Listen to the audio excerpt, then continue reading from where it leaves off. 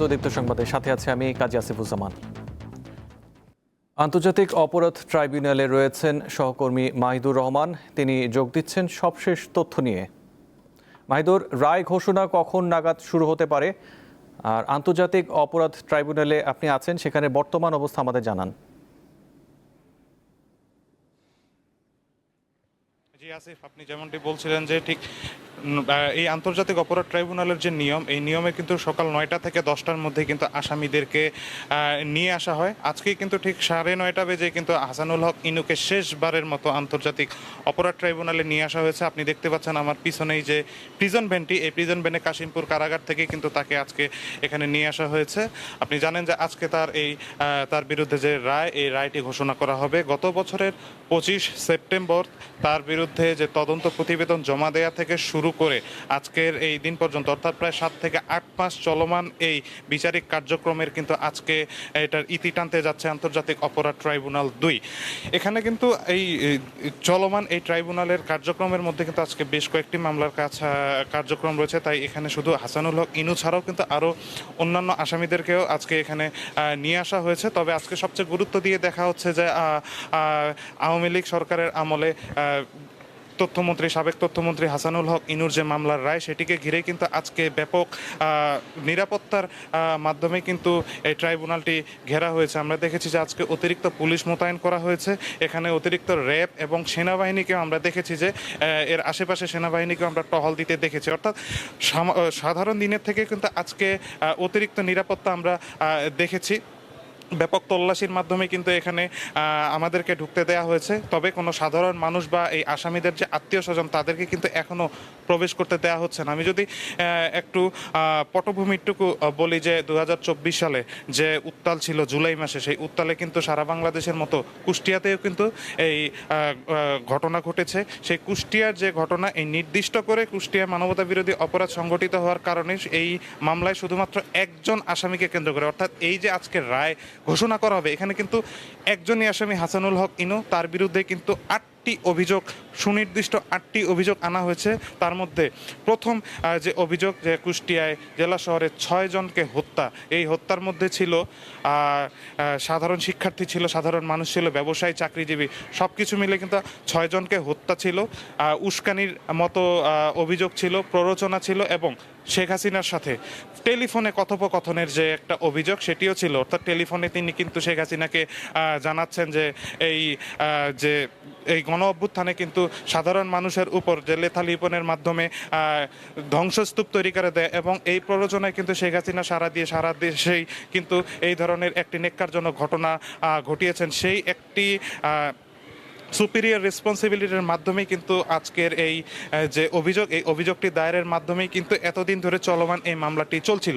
তো সুনির্দিষ্ট 8টি অভিযোগের ভিত্তিতেই কিন্তু আজকে রায় পড়া হবে। আমরা প্রসিকিউটরদের সাথে কথা বলেছি। প্রসিকিউটররা কিন্তু আমাদেরকে জানিয়েছে যে তারা যে 8টি সুনির্দিষ্ট অভিযোগ এনেছে, সে 8টি সুনির্দিষ্ট অভিযোগ কিন্তু তারা পুঙ্খানুপুঙ্খরূপে প্রমাণ করতে সক্ষম হয়েছে। অর্থাৎ তারা বলছে যে তারা যে ধরনের এভিডেন্স তুলে ধরেছে এবং তারা যে সাক্ষীরা, অর্থাৎ এই মামলায় কিন্তু 10 জন সাক্ষী দিয়েছে, এই 10 জন সাক্ষীরা তাদের সাক্ষীতে যে তাদের ঘটনার বর্ণনা দিয়েছেন, তাতে কিন্তু এটি প্রমাণিত হয় যে এই ঘটনার সাথে প্রত্যক্ষ বা পরোক্ষভাবে হাসানুল হক ইনু জড়িত ছিল।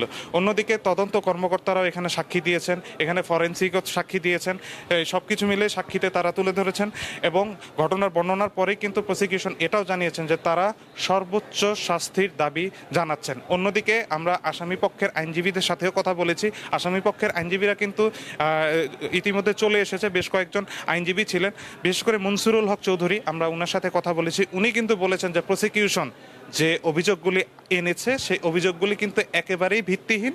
সেই অভিযোগগুলি তারা প্রমাণ করতে ব্যর্থ হয়েছে এবং এটি পুরোপুরি রাজনৈতিক একটা মামলা বলে তারা আখ্যায়িত করেছেন এবং তারা এটি বিশ্বাস করেন যে আজকে ট্রাইব্যুনাল বিচারের মাধ্যমে হাসানুল হক ইনুকে খালাস প্রদান করবে। আমি আপনাকে আরেকটি তথ্য জানিয়ে জি মাহিদুর রহমান, আপনাকে ধন্যবাদ। শিল্পী মোস্তফা মনোয়ারের মরদেহ কিছুক্ষণ পর কেন্দ্রীয় শহীদ মিনারে নেওয়া হবে। এরই মধ্যে সব প্রস্তুতি সম্পন্ন হয়েছে। সেখানে রয়েছেন সহকর্মী লাবণী গুহ, কথা বলবো তার সাথে। লাবণী, মোস্তফা মনোয়ারের মরদেহে শ্রদ্ধা জানানোর প্রস্তুতি আমাদের জানান।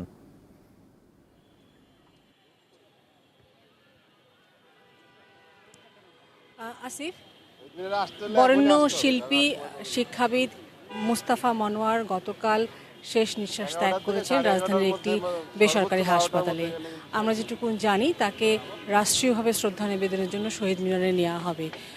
আমরা যেটুকুন তথ্য জানি, সকালে বিটিভিতে সকাল 9টায় বিটিভিতে তাকে নেওয়া হয়েছে প্রথমে নামাজে জানাজার জন্য। এরপরে কেন্দ্রীয় শহীদ মিনারে নেওয়া হবে। বাংলাদেশ গ্রুপ থিয়েটার ফেডারেশনের আয়োজনে তাকে দেশবাসীর পক্ষ থেকে শ্রদ্ধা জানানো হবে। আমরা এখন দেখতে পাচ্ছি যে শহীদ মিনারে এখনও তেমন কেউ আসেনি, বিশিষ্টজনেরা কেউ আসেনি বা মরদেহ এসে পৌঁছায়নি। প্রস্তুতি চলছে এখন এখানে শেষ শ্রদ্ধা জানানোর জন্য যে প্রস্তুতি, সেই প্রস্তুতি চলছে, আয়োজন চলছে। এখানে যারা এসেছেন তাদেরকে এখন পর্যন্ত তেমন কেউ আসেনি যারা বলতে পারবেন যে আসলে কখন তাকে নিয়ে আসা হবে। পরিষ্কার পরিচ্ছন্নতার কাজ চলছে। আমরা যেটুকু জানি যে এর পরে এখানে মোটামুটি 10:30 থেকে আনার কথা। 10:30 থেকে 12:30 পর্যন্ত কেন্দ্রীয় শহীদ মিনারে রাখার কথা রয়েছে শিল্পী মুস্তাফা মনোয়ারের মরদেহ। এরপরে তাকে ঢাকা বিশ্ববিদ্যালয়ের মসজিদে জানাজা শেষে চারুকলা হয়ে বনানী কবরস্থানে দাফন করা হবে। মোটামুটি শিল্পী মুস্তাফা মনোয়ারের শেষকৃত্য সম্পর্কে আমাদের এইটুকুই জানা ছিল। আর আপনাকে যদি আমি বলি যে বাংলাদেশের শিল্প ও সংস্কৃতির অন্যতম পুরোধা এই ব্যক্তিত্ব এবং 21শে পদকপ্রাপ্ত কিংবদন্তি শিল্পী মুস্তাফা মনোয়ার বাংলাদেশের পাপেট শিল্পের জনক, নির্দেশক এবং শিক্ষাবিদ, এবং আধুনিক পাপেট বা পুতুল নাচ শিল্পের বিকাশে এবং প্রসারের জন্যই আসলে তাকে পাপেট সম্রাট বা পাপেট কিং বলা হয়। আমরা যেটুকু বুঝি যে তার এই ক্ষতি অপূরণীয়। বাংলাদেশ যতদিন থাকবে, বাংলাদেশের মানুষ যতদিন থাকবে ততদিন তার কীর্তি রবে। আসিফ, কেন্দ্রীয় শহীদ মিনার থেকে এইটুকুই ছিল আমার কাছে মুস্তাফা মনোয়ারের শেষকৃত্য সম্পর্কে সর্বশেষ আপডেট। জি, লাবণী গুহ, আপনাকে ধন্যবাদ। আধুনিক ও বাসযোগ্য নগরীর অন্যতম প্রধান শর্ত স্বাস্থ্যসম্মত পাবলিক টয়লেট, কিন্তু রাজধানী ঢাকার চিত্র ভিন্ন। প্রয়োজনের অর্ধেক সংখ্যক পাবলিক টয়লেটও নেই এই শহরে। ফলে ফুটপাত, রাস্তা কিংবা অলিগলি পরিণত হয়েছে উন্মুক্ত শৌচাগারে। এতে নষ্ট হচ্ছে নগরের সৌন্দর্য ও পরিবেশ। হাতিরঝিলের পশ্চিম প্রান্ত থেকে কারওয়ান বাজার রেলগেট পর্যন্ত রাস্তার চিত্র এটি। রাজধানীর অন্যতম ব্যস্ত এই এলাকায় সকাল থেকে রাত পর্যন্ত অবিরাম এমন দৃশ্য চোখে পড়ে। রিক্সা ড্রাইভার, তারপরে পথচারীরা এখানেই প্রস্রাব করে। মনে করে জায়গায় পাবলিক টয়লেট দিলে প্রস্রাব ব্যবস্থা করলে গেলে সব থেকে ভালো হয়। টয়লেট নাই বিধে আমরা যেখানে সেখানে প্রস্রাব করতে হচ্ছে আর কি।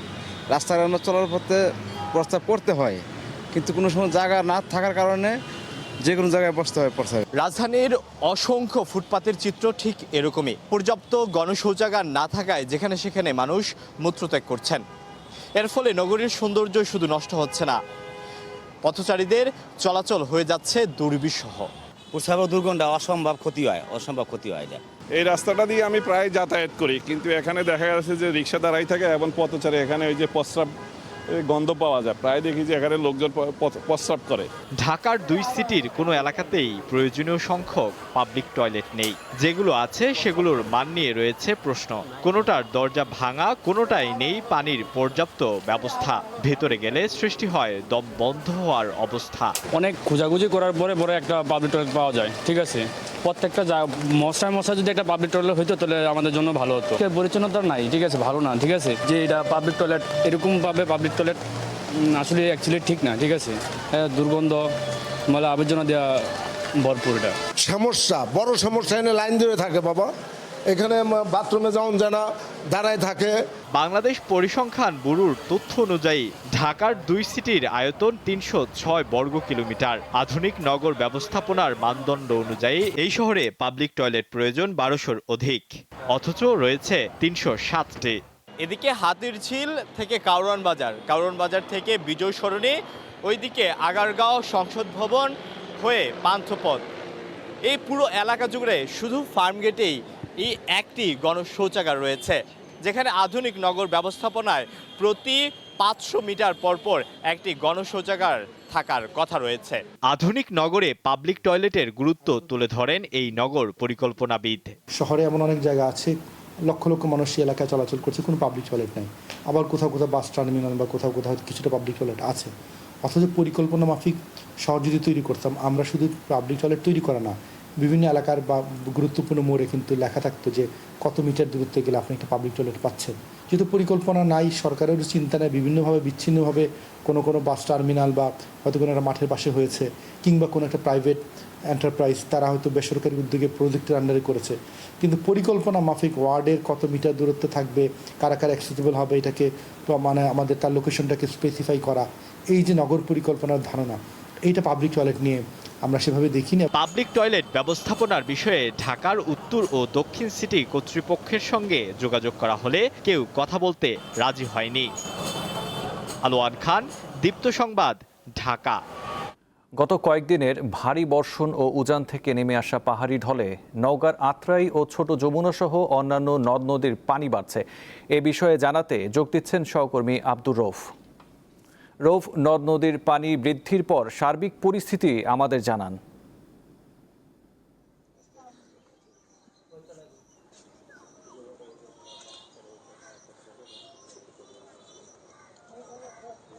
আপনি যেমনটি বলছিলেন, গত কয়েকদিনের ভারী বর্ষণ এবং উজান থেকে নেমে আসা পাহাড়ি ঢলের কারণে নওগাঁর যে কয়েকটি নদী রয়েছে তার মধ্যে অন্যতম প্রধান দুটি নদী হচ্ছে আত্রাই নদী ও ছোট যমুনা নদী। এই প্রধান দুটি নদীর পানি ইতিমধ্যেই বাড়তে শুরু করেছে এবং এখন অনেকটাই বিপদসীমার ছুঁই অবস্থায় পানি রয়েছে এবং ইতিমধ্যেই কিন্তু নদীর তীরবর্তী যে এলাকাগুলো রয়েছে সেই সব এলাকার ঘরবাড়ি পানিতে তলিয়ে গেছে এবং নদীর তীরবর্তী যেসব জমিতে বিভিন্ন ফসল ছিল সেসব ফসলও পানিতে তলিয়ে গেছে। আর এছাড়া ছোট যমুনা নদীর নান্দাইবাড়ি যে বেড়িবাঁধ রয়েছে সেই বেড়িবাঁধটি ঝুঁকিপূর্ণ অবস্থায় আছে। যদি এই নদীতে পানি বৃদ্ধি আশঙ্কাজনক হারে বৃদ্ধি হওয়ার আগে যদি সেই নান্দাইবাড়ি ঝুঁকিপূর্ণ বেড়িবাঁধটি মেরামত করা না হয় কিংবা জিও ব্যাগের মাধ্যমে বালি ফেলা না হয়, তাহলে স্থানীয়রা আশঙ্কা করছে যে আগস্ট মাসে কিংবা জুলাই মাসের শেষের দিকে এবং আগস্ট মাসের শুরুর দিকে নদীতে যখন পানি বৃদ্ধি অব্যাহত থাকবে এবং আশঙ্কাজনক হারে বৃদ্ধি পাবে, তখন এই বেড়িবাঁধের অংশটুকু ভেঙে গিয়ে বন্যার সৃষ্টির আশঙ্কা করছে। বিশেষ করে যদি এই নান্দাইবাড়ি বেড়িবাঁধটি মেরামত করা না হয় এবং নদীতে পানি আশঙ্কাজনক হারে বৃদ্ধির ফলে যদি বেড়িবাঁধটি ভেঙে যায়, তাহলে প্রায় রানীনগর ও আত্রাই উপজেলার শতাধিক গ্রাম পানিতে তলিয়ে যাবে এবং হাজার হাজার হেক্টর ফসলি জমি তলিয়ে যাবে এমনটা আশঙ্কা করা হচ্ছে। আমার নওগাঁ পানি উন্নয়ন বোর্ড জানিয়েছে, যেহেতু বর্তমানে বৃষ্টি বন্ধ রয়েছে এবং আগামী কয়েকদিন যদি ভারী বর্ষণ না হয় এবং উজান থেকে নেমে আসা পাহাড়ি ঢল যদি কমে যায়, তাহলে নওগাঁর যে প্রধান দুটি নদী রয়েছে এবং অন্যান্য নদীগুলো পানি বাড়াটা বন্ধ থাকবে এমনটি জানিয়েছে। তো নওগাঁ থেকে নদীর পানি বৃদ্ধি নিয়ে ছিল আমার কাছে সর্বশেষ তথ্য। জি, নওগাঁ থেকে ছিলেন আব্দুর রৌফ। কাতারের রাজধানী দোহায় আজ যুক্তরাষ্ট্রের সঙ্গে কোনো বৈঠক হবে না বলে জানিয়েছে ইরান। যুক্তরাষ্ট্রের প্রেসিডেন্ট ডোনাল্ড ট্রাম্প জানিয়েছিলেন শান্তি আলোচনার অংশ হিসেবে মঙ্গলবার দোহায় দ্বিপক্ষীয় বৈঠক হবে। ট্রাম্প দাবি করেন তেহরানের অনুরোধে দোহায় এই বৈঠক হতে যাচ্ছে। তবে তার দাবি নাকচ করেছে ইরানের পররাষ্ট্র মন্ত্রণালয়। তারা বলছে এমন কোনো পরিকল্পনা আপাতত তাদের নেই। ইরান জানিয়েছে তারা দোহায় একটি বিশেষজ্ঞ প্রতিনিধি দল পাঠাবে, যারা সেখানে ইরানের জব্দ করা তহবিল ছাড়ের বিষয়টি খতিয়ে দেখবে।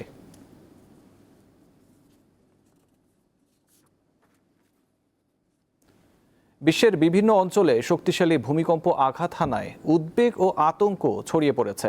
ভূমিকম্প নিয়ে সতর্কবার্তা দিচ্ছেন বিশেষজ্ঞরা। তাই সাধারণ মানুষের মনে প্রশ্ন জাগছে, বিশ্বজুড়ে কেন ঘন ঘন এই ভূমিকম্প? বার্তা কক্ষ থেকে এই বিষয়টি তুলে ধরেছেন সহকর্মী ইশরাত সুমা। শক্তিশালী ভূমিকম্পে কেঁপে উঠছে পৃথিবীর বিভিন্ন প্রান্ত। ভেনেজুয়েলায় শতাব্দীর ভয়াবহ জোড়া ভূমিকম্পের পর জাপান, যুক্তরাষ্ট্রের ক্যালিফোর্নিয়া, পাকিস্তান এবং সর্বশেষ আফগানিস্তানেও শক্তিশালী কম্পন অনুভূত হয়েছে। বিশ্বের বিভিন্ন অঞ্চলে পরপর ভূমিকম্পের আঘাতে বিশ্বজুড়ে ছড়িয়ে পড়েছে তীব্র উদ্বেগ ও আতঙ্ক। ভূমিকম্প সবথেকে প্রাণঘাতী ও ভয়ঙ্কর প্রাকৃতিক বিপর্যয়, যা মুহূর্তের মধ্যে বদলে দিতে পারে ভূদৃশ্য, অর্থনীতি ও মানুষের জীবন। প্রাকৃতিক এই বিপর্যয়ের মুখোমুখি দাঁড়িয়ে সাধারণ মানুষের মনে প্রশ্ন জাগছে, বিশ্বজুড়ে কেন ঘন ঘন এই ভূমিকম্প? ভূমিকম্প ঘটে মূলত টেকটনিক প্লেটের নড়াচড়া, আগ্নেয়গিরির ভেতরে ম্যাগমার সঞ্চালন, গভীর পানির চাপের পরিবর্তন সহ নানা প্রাকৃতিক কারণে। বিশেষজ্ঞদের মতে পৃথিবীর ভূত্বক কয়েকটি টেকটনিক প্লেটের সমন্বয়ে গঠিত। সাধারণত যখন দুটি টেকটনিক প্লেটের সংঘর্ষ ঘটে তখন প্রচণ্ড শক্তির সৃষ্টি হয়, আর এসব প্লেটের চলাচলের ফলে দীর্ঘদিন ধরে এই শক্তি জমতে থাকে। এই সঞ্চিত শক্তি হঠাৎ মুক্ত হওয়ার কারণে ভূপৃষ্ঠে ভূমিকম্প সৃষ্টি করে। এছাড়া ভূগর্ভে ম্যাগমার প্রচণ্ড চাপ বৃদ্ধি পেলে বা হঠাৎ কোনো সক্রিয় আগ্নেয়গিরির বিস্ফোরণ ঘটলে চারপাশের বিস্তীর্ণ এলাকা তীব্রভাবে কেঁপে উঠতে পারে।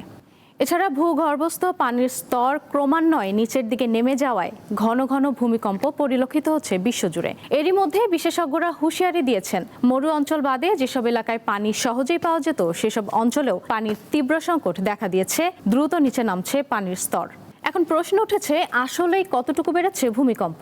বিজ্ঞানীরা বলছেন বর্তমানে পৃথিবী জুড়ে অনেক বেশি সিসমিক যন্ত্র বসানো হয়েছে এবং সেগুলো আগের চেয়ে অনেক বেশি সংবেদনশীল। ফলে ছোট ছোট কম্পনও এখন সহজে ধরা পড়ছে, যা আগে রেকর্ডই হতো না। আর আধুনিক যোগাযোগ ব্যবস্থার উন্নতির কারণে ভূমিকম্পের খবর দ্রুত সারা বিশ্বে পৌঁছে যাচ্ছে। ফলে অনেকের মনে হতে পারে ভূমিকম্পের সংখ্যা অস্বাভাবিকভাবে বেড়েছে। সব মিলিয়ে বলা যায় ভূমিকম্পের সংখ্যা কখনো বাড়ে কখনো কমে।